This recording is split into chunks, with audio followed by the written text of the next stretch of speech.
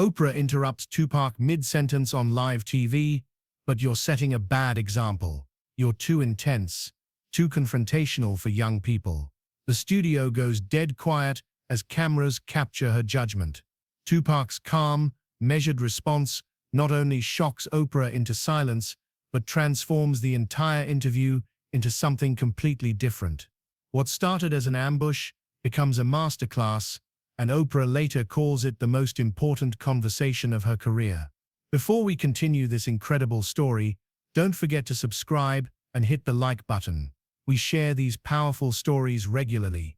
We look forward to your comments. Now let's dive into the details of that critical moment and discover how Tupac left Oprah speechless. Chicago, Illinois. September 14, 1995. Thursday afternoon, 3 p.m. Harpo Studios sits like a temple of American media on Chicago's West Side, where Oprah Winfrey has built an empire based on emotional truth-telling and transformative conversation.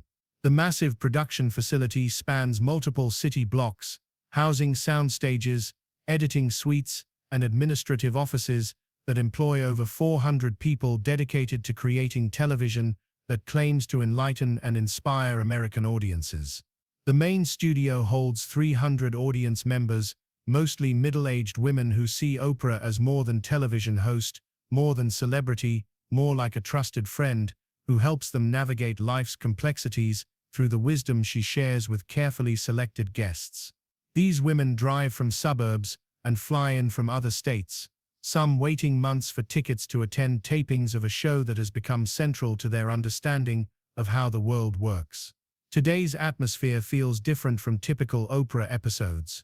There's tension in the air, electricity that comes when controversial subjects meet mainstream platforms.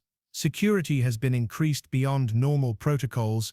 Producers brief audience members about appropriate behavior with unusual emphasis, and makeup artists work overtime to ensure everyone looks perfect under studio lights that will broadcast this conversation to 20 million households across America and internationally to another 30 million viewers who rely on American media to understand American culture.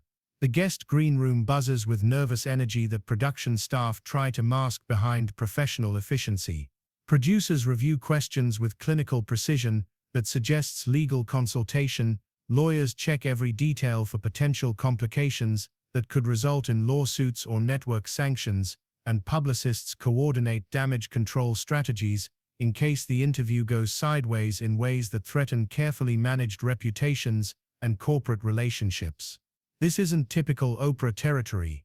Usually the show features inspirational stories about overcoming personal obstacles, celebrity interviews that feel like therapy sessions conducted for public consumption, and book club discussions that turn unknown authors into bestsellers overnight through the miraculous power of Oprah's cultural authority. Her audience expects to feel uplifted, inspired, comforted by narratives that confirm their belief in American possibility and individual resilience. But today's guest represents something different, something that makes network executives nervous and advertisers threaten to pull sponsorship from a show that typically avoids controversy in favor of consensus building around acceptable social values. Tupac Shakur, 24 years old, sits in the green room wearing a simple black suit, white dress shirt, no tie, reviewing his own notes while production staff whisper about him like he's a ticking bomb rather than a human being scheduled for conversation. Tupac's presence on Oprah represents collision between two different Americas. Oprah's America is aspirational, focused on personal growth, healing, and uplift. Her audience believes in redemption through positive thinking, in overcoming obstacles through determination and faith. They watch her show to feel inspired, to believe that every problem has a solution if you approach it with the right attitude and sufficient effort.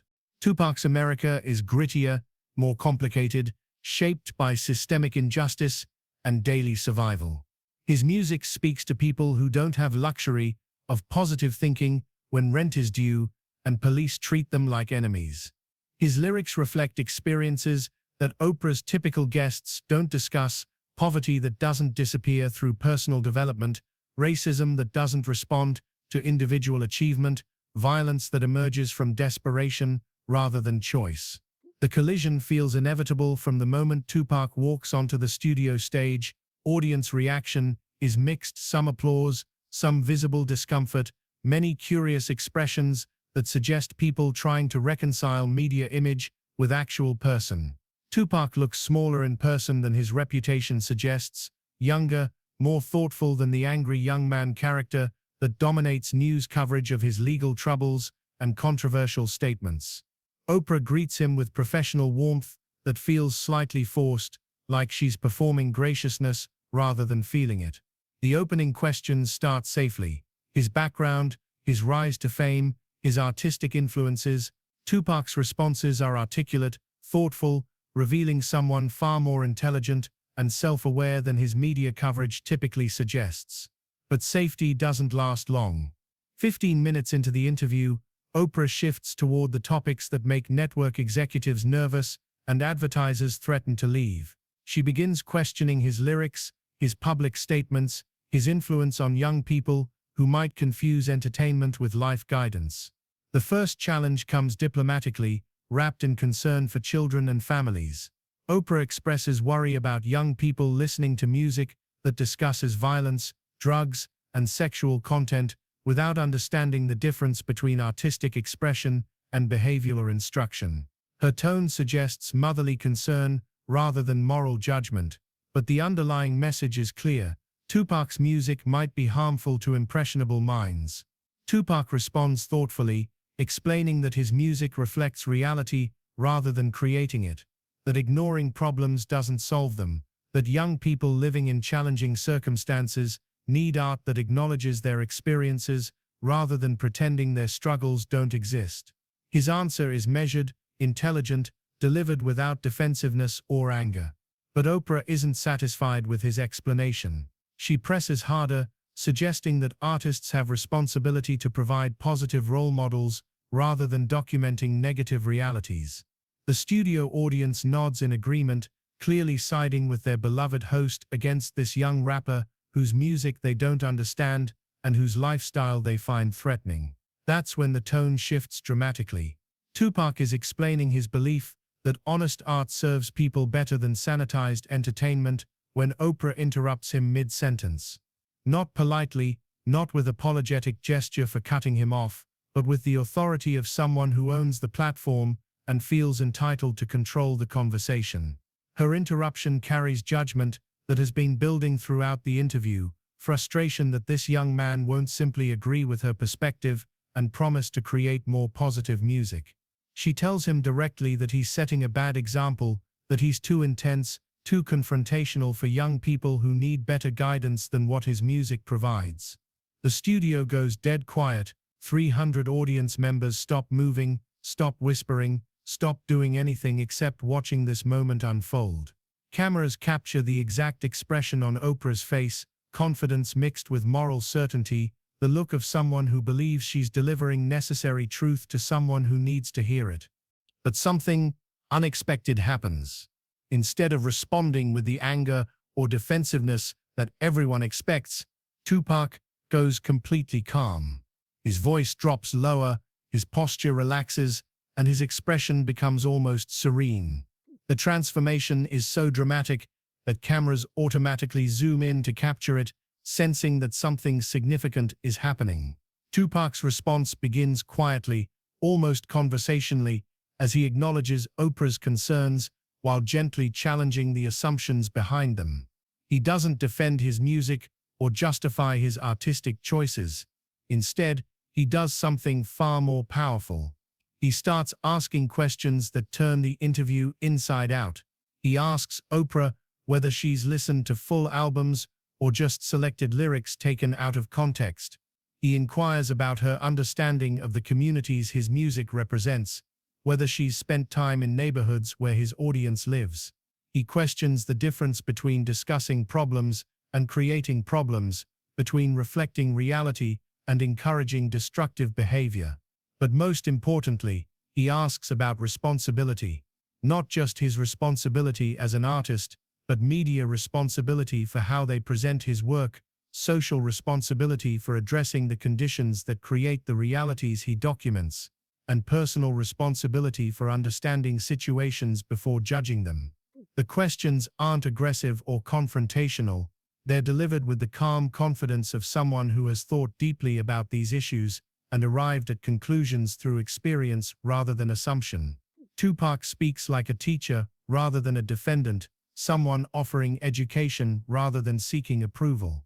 The effect on Oprah is immediate and visible.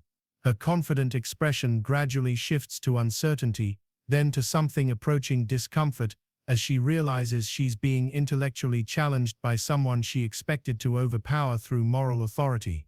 The audience, which had been firmly on her side, begins to look confused as they hear arguments they hadn't considered presented by someone far more thoughtful than they expected. TUPAC continues by sharing specific stories that illustrate his points. He talks about letters from young people who found hope in his music during dark times, who felt less alone knowing someone understood their struggles.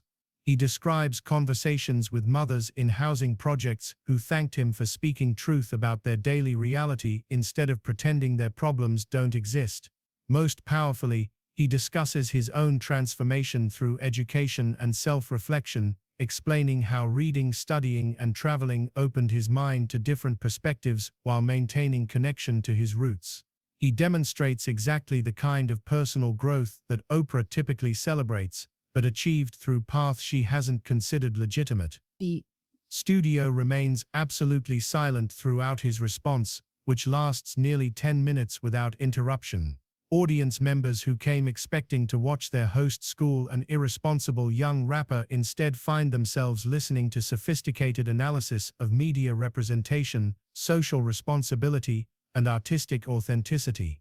Oprah's expression changes throughout his response, shifting from judgment to curiosity to something approaching respect. She begins asking follow-up questions that suggest genuine interest in understanding his perspective rather than simply proving him wrong. The interview transforms from interrogation to conversation, from ambush to exploration.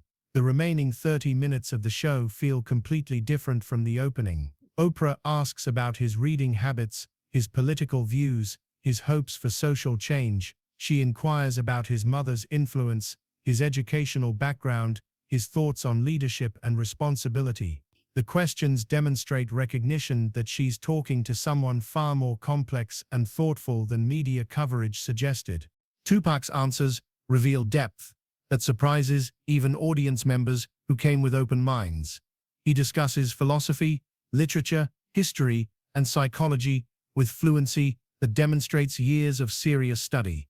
He analyzes social problems with nuance that shows understanding of their complexity rather than simple anger at their existence. Most importantly, he displays emotional intelligence that contradicts every stereotype about angry young rappers. When Oprah asks about his legal troubles, he takes responsibility for his mistakes while explaining how they emerged from circumstances she's never experienced. When she inquires about his conflicts with other artists, he discusses the difference between personal disputes and media-created narratives. By the interview's conclusion, the studio atmosphere has completely transformed. Audience members who initially viewed TUPAC with suspicion now applaud his insights. Producers who expected damage control instead plan extended coverage of issues he raised. Network executives who worried about controversy find themselves with television that achieves exactly what public broadcasting should accomplish: genuine education through honest conversation. After cameras stop rolling, something unprecedented happens. Oprah approaches TUPAC privately and apologizes for her initial approach, acknowledging that she came to the interview with preconceptions that prevented her from seeing him clearly. She admits that interrupting him was disrespectful and counterproductive, that she let her assumptions about his character override her commitment to fair conversation. TUPAC's response demonstrates the grace that characterized his entire appearance. He thanks her for the platform, acknowledges that challenging questions helped him articulate his thoughts more clearly, and expresses appreciation for her willingness to listen and learn rather than simply maintain her initial position. The conversation continues for another hour off-camera, covering topics too complex for television format: systemic racism, media responsibility, the relationship between art and activism, and the challenge of maintaining authenticity while reaching mainstream audiences. Oprah later describes this extended conversation as one of the most educational experiences of her career. 3 weeks later, Oprah dedicates an entire show to issues TUPAC raised about media representation of young black men, inviting scholars, community leaders, and other artists to explore these questions more deeply. She acknowledges that her interview with TUPAC forced her to examine her own biases and assumptions about hip-hop culture and urban communities. The original interview becomes required viewing at several journalism schools, used to demonstrate both the power and responsibility of platform ownership. Students analyze how interviewer bias can distort conversation, how subjects can reclaim narrative control through intelligence and preparation, and how genuine dialogue can emerge when both participants prioritize understanding over winning. Most importantly, the interview demonstrates something that TUPAC understood but many of his critics did not. Intelligence comes in many forms, wisdom can emerge from unexpected sources, and judging people based on media representation rather than direct engagement leads to missed opportunities for genuine education. Real understanding requires moving beyond surface impressions, beyond comfortable assumptions, beyond the safety of predetermined judgments. September 14, 1995, in Chicago, a 24-year-old rapper taught one of America's most powerful media figures that listening might be more important than talking, that understanding requires humility, and that the most important conversations happen when people set aside their assumptions long enough to hear what's actually being said. The lesson extended far beyond television into broader questions about how society evaluates intelligence, character, and worth. The interview that was supposed to expose an irresponsible young man instead revealed a thoughtful artist whose crime was speaking truth that made comfortable people uncomfortable. And for one afternoon in Chicago, truth won over prejudice, understanding triumphed over assumption, and real dialogue proved more powerful than manufactured controversy. Don't forget to subscribe and hit the like button.